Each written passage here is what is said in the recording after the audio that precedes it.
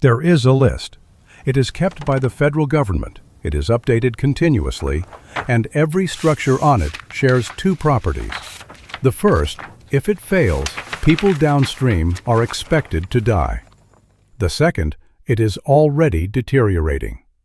As of the most recent federal assessment, 2,522 American dams meet both conditions at the same time. They have been inspected, they have been measured, they have been assigned a rating by an engineer, entered into a national database, and left standing. This is not a prediction. Every dam named in this video was evaluated by the people responsible for it, and the evaluation is on the record. This video goes through them one at a time, the ones still standing, the ones that already went, and the one that got fixed. And you are not allowed to see the whole list. Two ratings decide whether a dam appears in that count, and almost everyone confuses them. The first is hazard potential. A dam classified high hazard potential is not a statement about the concrete. It is a statement about the valley below it. If this structure failed, the failure would be expected to cause loss of life. A brand new dam in perfect condition is high hazard potential if there is a town downstream. The rating describes who is standing in the water's path, nothing else. Roughly 17,000 American dams carry it. The second rating is condition assessment, and this one is about the structure. Poor is the official term for a dam inspected and found to have deficiencies that threaten the integrity of the dam under normal operating conditions. Not during a flood, not during an earthquake, on an ordinary day. Unsatisfactory is the rating above it, and its definition contains an instruction. It requires immediate or emergency remedial action. The two are assigned independently by different criteria. One says people will die if it fails. The other says it is failing. 2,522 structures carry both. That is the list. Here is what is on it. Start with the entry that exposes the most people. In 2016, the Army Corps of Engineers placed Whittier Narrows in the agency's highest risk category, very high urgency, after determining that the dam posed a very high risk of failure. The assessment identified the exposure precisely: 25 cities and roughly 1.1 million people between the dam and the coast. That was 2016. Significant construction on the fix began in 2026. The project is expected to be complete in 2031. Read the two dates together. 15 years between the government knowing and the government finishing, not 15 years of ignorance. The finding was published. The risk was quantified. The cities were named and counted. What filled those 15 years was design, authorization, appropriation, environmental review, contracting, and construction. Every one of those steps is normal. Every one of them is somebody doing their job correctly. The sum of the normal steps is the 15 years. And for 15 years, 1.1 million people lived downstream of a structure their own government had placed in its most urgent category. That is the shape of every entry that follows. The second entry answers the obvious question: why does it take 15 years? Bluestone was rated DSAC 2 in 2008, the second highest urgency class the Corps uses. The remediation has run for roughly 25 years, at a cost approaching $960 million, and it is only now entering its final stage. One dam, a quarter of a century, nearly $1 billion. Now scale it. The estimated cost of rehabilitating the nation's non-federal dams is $165.2 billion. Narrow that to only the non-federal high-hazard dams, the ones this video is about, and it still leaves $37.4 billion. The 2021 infrastructure law allocated roughly $3 billion for dam safety. Against $37.4, that is a first installment. And underneath the money is a question most coverage skips: who owns these structures? A large share of American dams are privately owned by companies, by utilities, by homeowners associations, and by individuals who bought a property and inherited a pond with an earthen embankment holding it back. Many of those owners did not build the dam, did not choose it, and have no engineering background at all. A state can inspect, a state can rate, a state can write a letter. Ordering a private owner to fund a multi-million-dollar repair is a different power entirely, and in many states it is weak, slow, or effectively absent. The dam is on the list. The list is not a work order. Whittier Narrows and Bluestone are federal and famous. They are not typical. The distribution of the list is not what most people expect. The Associated Press has run its own count twice, several years apart, using state records rather than the federal summary. The second count found more than 2,200 high-hazard dams in poor or unsatisfactory condition, substantially more than the first. This is not a story about the West or about the biggest dams. It concentrates in the states with the oldest and the most numerous small structures. Georgia leads the country with roughly 200, North Carolina 168, Pennsylvania 145, Mississippi 132, Washington State 50, Colorado 24, ranging in age from 41 to 127 years, spread across 16 counties. Even Connecticut carries 12. Age is why. The average American dam is 65 years old. By 2025, 7 out of every 10 had passed 50, and 50 is not an arbitrary line. It is roughly the design life mid-century engineering assumed. And here is the arithmetic that decides what happens next. The average American state regulates about 1,700 dams and employs about 9 dam safety inspectors. That is roughly 190 dams per inspector. An inspector responsible for 190 structures is not negligent. That inspector is fully occupied. The inspections happen. The ratings get assigned. That is exactly why the list exists at all, and why it is as detailed as it is. The system is very good at knowing.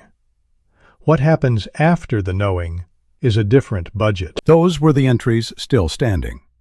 This is one that left the list the wrong way. Edenville failed by overtopping, the first of only 4 ways a dam can come apart. Water rises above the crest and pours over the top. On a concrete dam that is survivable. On an embankment dam, compacted earth and rock, which is the overwhelming majority of American dams, it is usually fatal, because the falling water cuts a channel into the downstream face, and that channel works its way backward toward the reservoir. Once it begins, the dam is excavating itself. Overtopping raises a question with a date attached, and it is the least understood number in the field. A dam is not designed to survive the largest storm on record. It is designed against a calculated storm called the spillway design flood, an estimate of the worst rainfall the watershed above it could physically produce. That number is not measured. It is computed once from the rainfall records that existed on the day the engineer ran the calculation. Then it is built into concrete, and the concrete stays. A spillway sized in 1958 is a statement about what 1958 believed the sky could do. If the record since then contained storms the calculation did not anticipate, the structure did not weaken. The storm got bigger than the arithmetic. The dam has not changed. The dam is simply now the wrong size for its own valley. Edenville's regulatory history had been documented for years before that week. It is the closest thing the modern record has to a controlled experiment. The warnings were written down. The structure was known, and the outcome arrived anyway. Sanford sat downstream on the same river, and it is on this list for a reason the other entries are not. It failed one day after Edenville, because Edenville failed. Around 10,000 people were evacuated. Parts of Midland stood under as much as 9 feet of water. Damage exceeded $175 million across an estimated 2,500 properties. Sanford is the entry that shows why a list of individual ratings understates the problem. Every rating in the national inventory is assigned to one structure, evaluated on its own.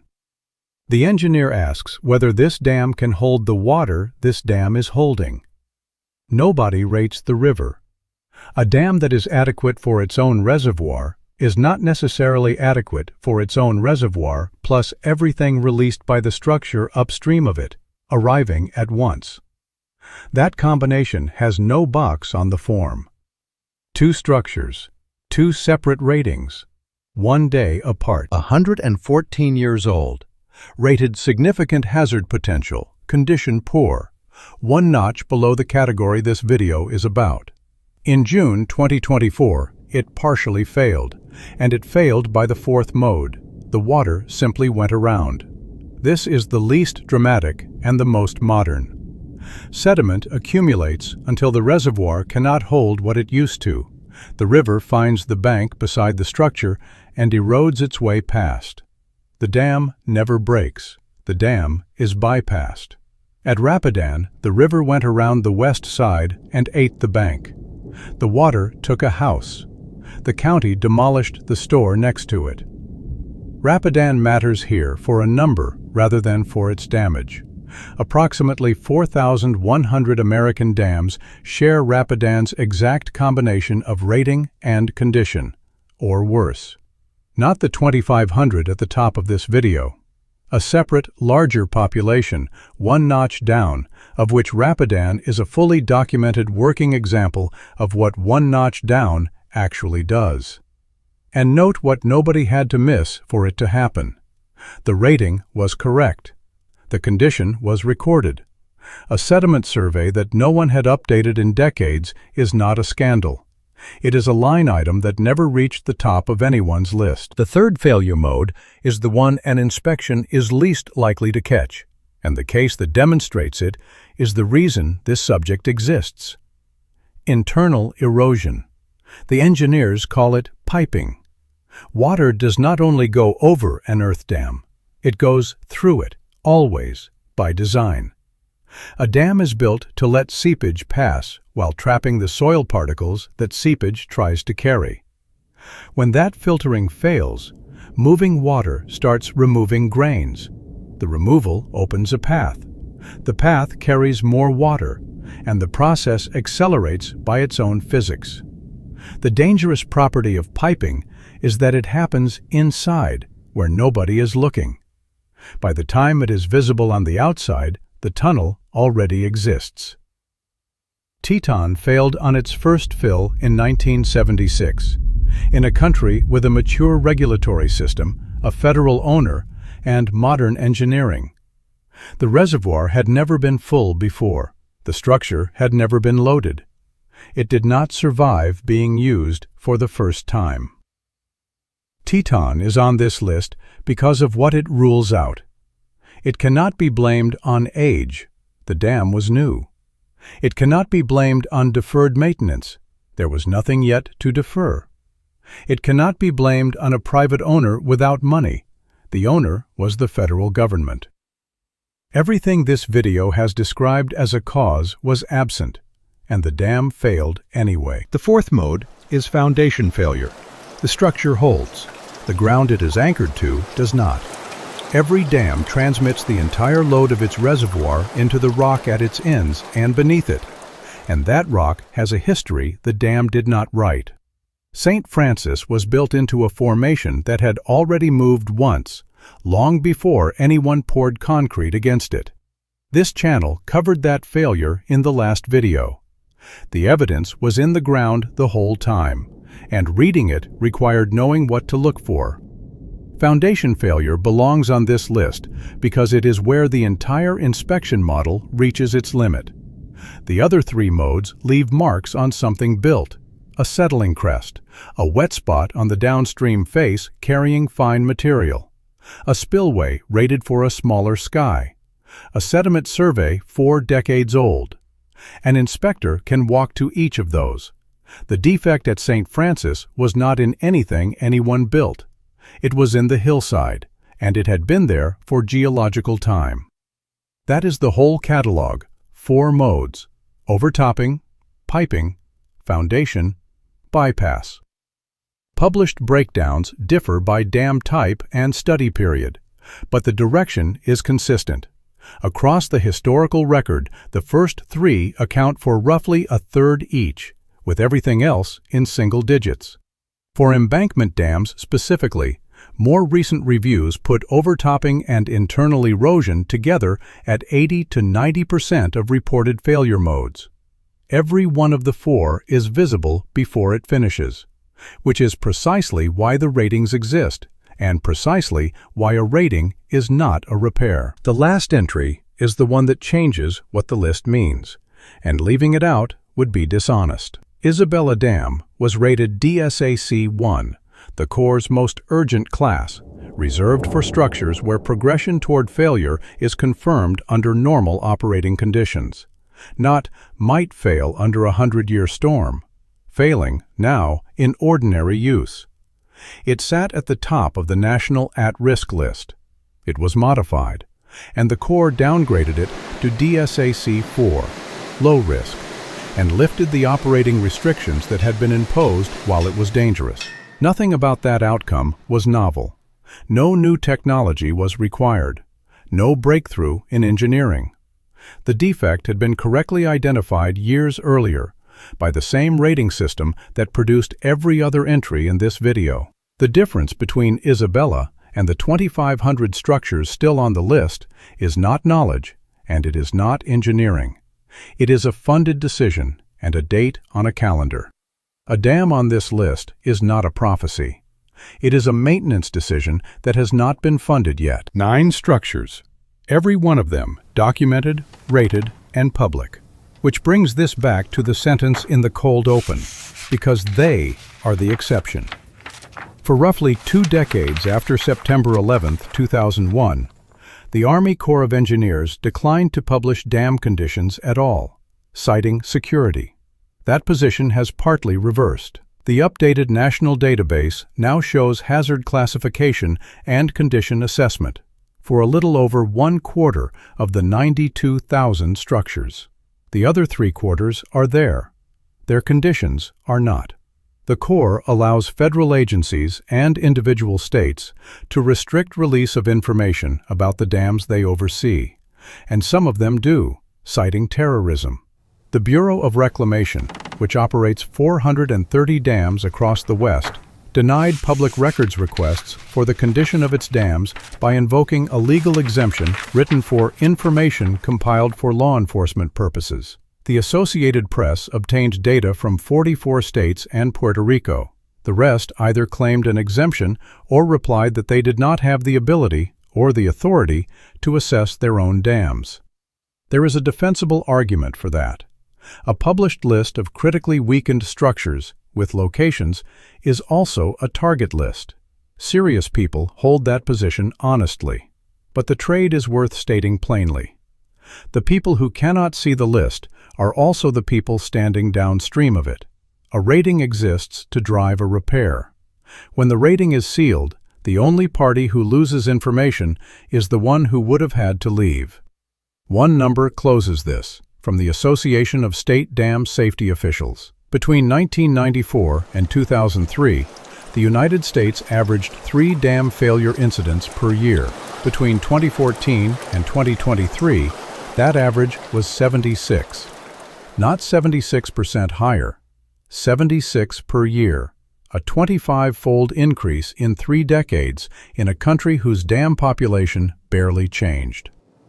2,522 structures are waiting on a funded decision. 25 cities sit below one of them.